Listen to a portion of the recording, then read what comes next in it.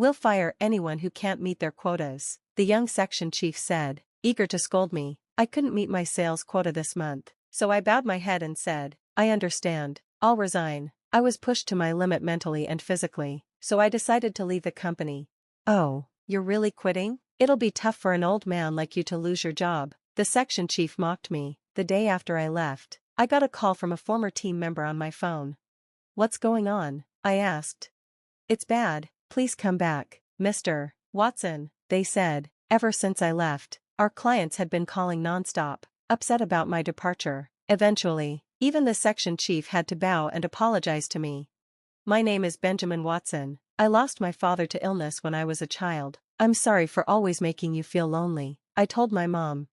It's okay, she said. She raised me all by herself with no relatives nearby, working hard from morning until night. I wanted to help her, so I decided to start working as soon as I finished high school. I'm sorry I've caused you so much trouble, I told my mom. It's okay, just leave it to me, she replied, but finding a job was difficult. I was rejected from several places and was unemployed for a month. Finally, one insurance company gave me a chance for a sales job. I was nervous, because I knew the job would be tough with strict quotas, but I wanted to help my mom, so I went to the interview, determined to get the job. Whether they liked my enthusiasm or just needed staff, they hired me on the spot. 35 years later, I'm still working as a salesperson handling corporate clients. My monthly sales barely meet the quota, and I'm not on track for promotion, but my dedication has earned me the trust of my clients. Can I ask you about insurance? A client would say. Of course. Can I visit you this afternoon? I'd reply. Even on my days off, if someone called, I'd go to them to help ease their concerns. Mr. Watson, are you taking enough time off? Someone asked me. Huh? Well, yeah, I replied. You say that, but you probably aren't, they said. It's unfair that clients get time off, but salespeople don't. But I wanted to help others, so I didn't mind. I often received thanks from my clients, and it kept me going. Thank you for coming right away when I call. No problem, call me anytime, I'd say. However, my boss didn't like the way I worked. You're proud of selling such cheap insurance, aren't you? He said. Proud? I didn't mean to be, but every policy is important when it helps the client, I replied. I confidently responded to Section Chief Howard, even though he clearly didn't like me. Howard had recently been transferred from headquarters to our sales department. Unlike me, who only finished high school, Howard was an elite graduate from a well-known university. It was obvious that the head office had high hopes for him, as he had already become a section chief, even though he was nearly 20 years younger than me. Do you think you're better just because you've worked for over 30 years and still haven't been promoted? Howard sneered at me. From his point of view, I seemed incompetent, and looking at my low sales numbers, I couldn't really argue. As part of my team, you're causing me problems if you don't bring in strong results, he added. It was clear Howard wanted to use this position to climb higher in the company, and he was very ambitious. While there was nothing wrong with his enthusiasm, I just couldn't agree with his approach. Listen up, everyone, selling cheap products to small businesses won't get us anywhere. Go after the big clients and sell them our best, top-tier products, Howard said, rallying the younger salespeople and sending them out. His strategy was to sell the most expensive insurance to large clients, pushing policies with the highest premiums, but I didn't agree with this method. The insurance Howard promoted covered many things and could prepare clients for all sorts of risks. However, the more coverage they had, the higher the cost, and I didn't think this was fair. Insurance should protect people without becoming a heavy financial burden, and often, it included things the client didn't really need. Howard would say, think of the worst-case scenario, stir up their anxiety, and make them feel like they need the insurance. That's what sales skill is all about. To me, this approach was ridiculous and didn't feel right. I believe in offering insurance that fits each company's needs, no matter their size. I take the time to listen to them carefully, which often means working late every day, but I feel it's necessary to ensure they understand everything. However, Section Chief Howard didn't agree with this approach. Your way of working is inefficient. Sell faster and make more money, he said. I apologized but continued doing things my way, even though I knew I was going against my boss. Still, I wasn't entirely sure if my way was the right one. Are you even listening to me? Howard snapped. Huh? What did you say? I was so worn out from work that I had been neglecting my family too. coming home late every night. I barely spent any time with them. When I was home, I was always too tired to really pay attention to my wife. I just want to spend more time with you, she said. I'm sorry, I'm just exhausted from work. You should rest on your days off. I'm worried about your health, she replied, clearly unhappy with the little time we had together as a family. Even though I was working for their sake, my family was becoming frustrated with me. It made me wonder if what I was doing was really okay. Then, my approach started to fall apart. Oh, look at that. You couldn't meet your quota, Howard mocked. I'm very sorry, I said, desperately apologizing for not hitting my sales numbers that month. He used the chance to scold me further. Mr. Watson, do you think you can make up for it next month? Section Chief Howard asked.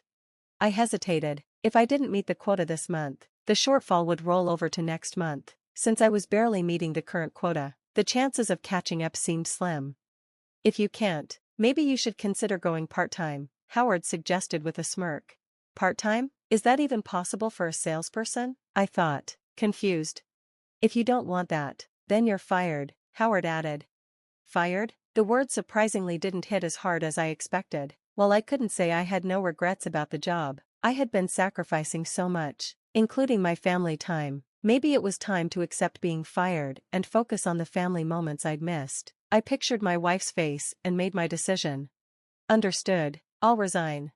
Oh my, really quitting? It's going to be tough for an old man like you to lose your job, Howard taunted, but I just bowed my head and returned to my desk. After working here since high school, I knew I'd have to hand over my tasks. I started the resignation process that day.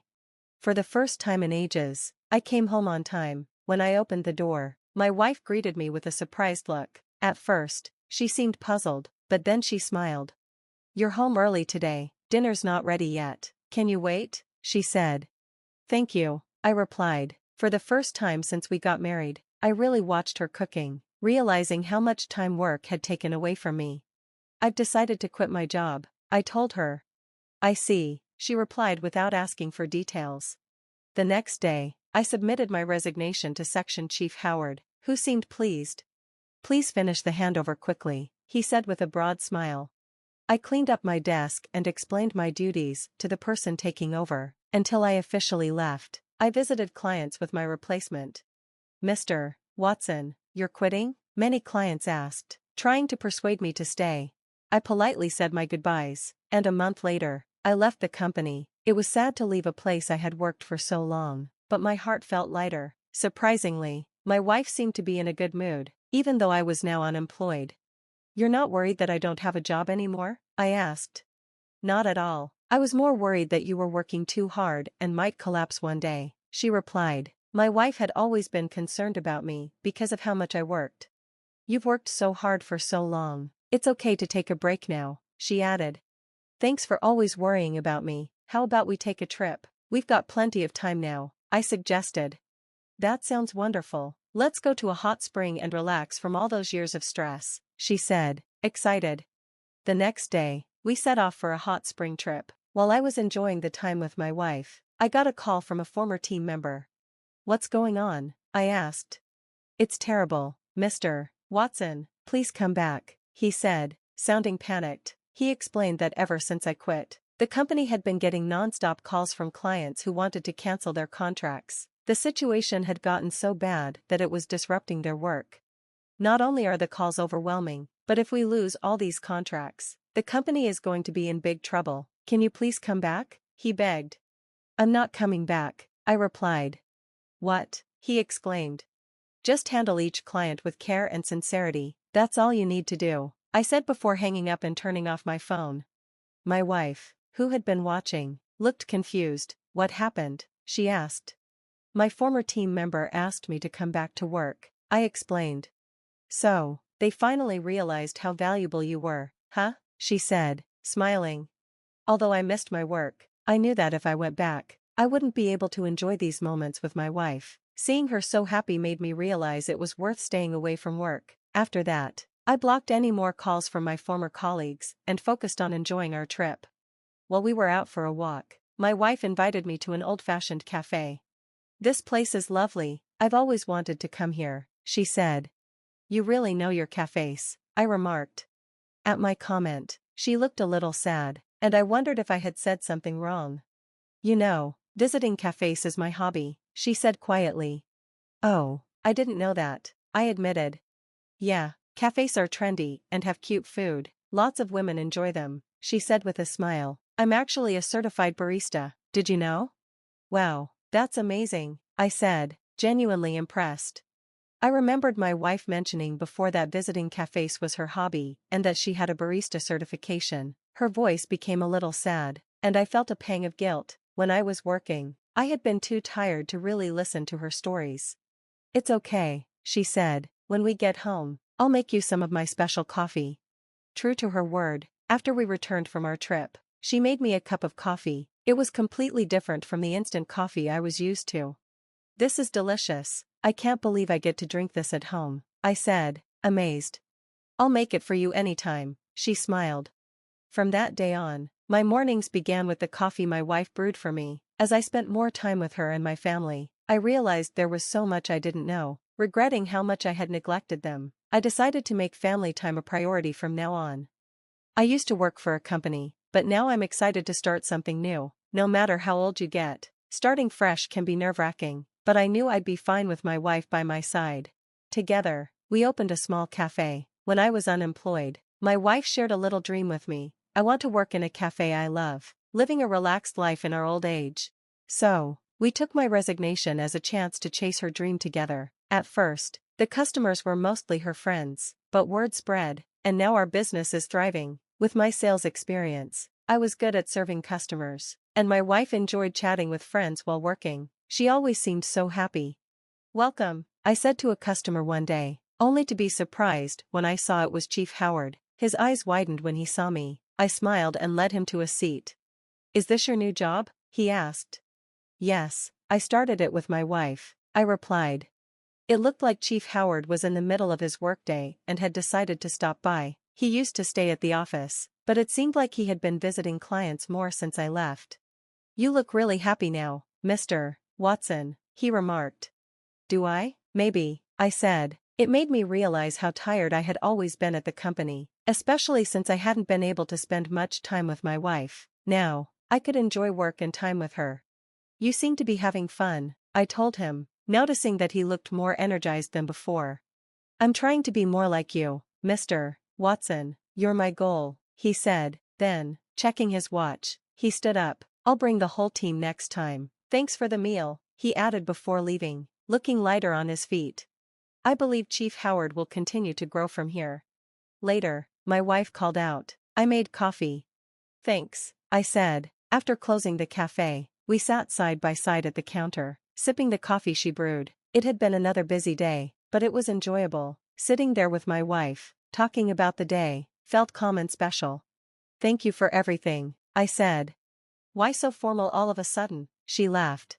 I smiled, realizing how much these moments meant to me. From now on, I would treasure every